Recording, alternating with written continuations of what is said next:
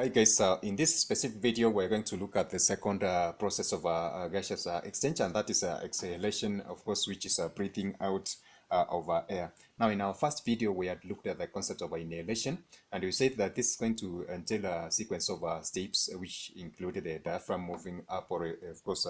as we said, contracting, and then we had the lungs expand, and then the rib cage is going to move out, and of course the external intercostal muscles are going to contract as well to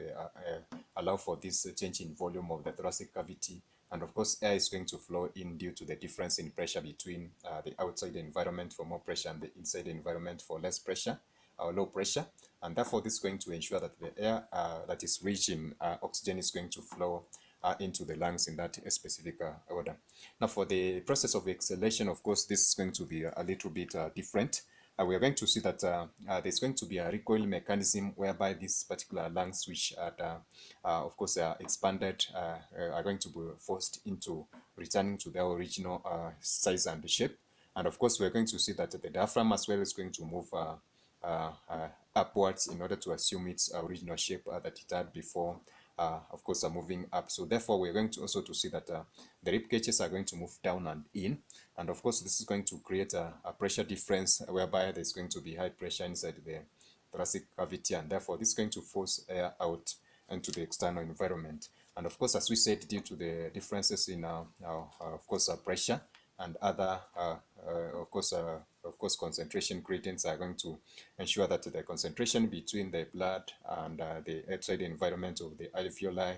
is going to be rich in carbon dioxide, and therefore this is going to be exhaled out as a byproduct of that specific process. Therefore we can be able to describe this specific process, as I've said, due to the opposite pressure and volume changes that are going to occur inside and outside the lungs. And of course this is going to lead to the relaxation of the diaphragm, and therefore ensuring that it's moving up. And then we're going to have external intercostal muscles relaxing. In the first case they were of course contracting, and this second case they are relaxing, of course,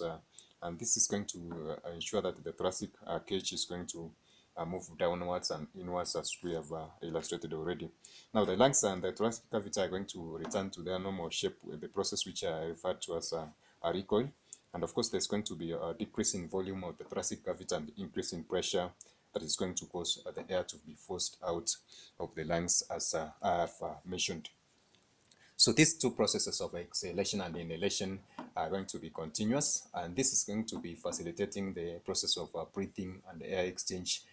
between the lungs and the outside environment, as I had already mentioned. Now I hope that we have understood the various features of the lungs and perhaps these specific layers which are in between them, and the various functions that they are going to play in order to ensure that this particular inhalation and exhalation processes are successful, and that's going to contribute overall to the gaseous exchange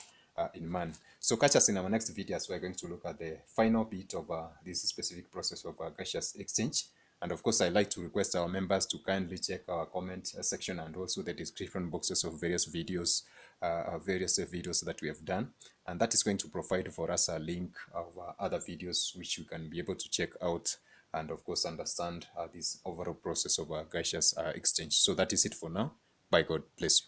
Catch us in our next video.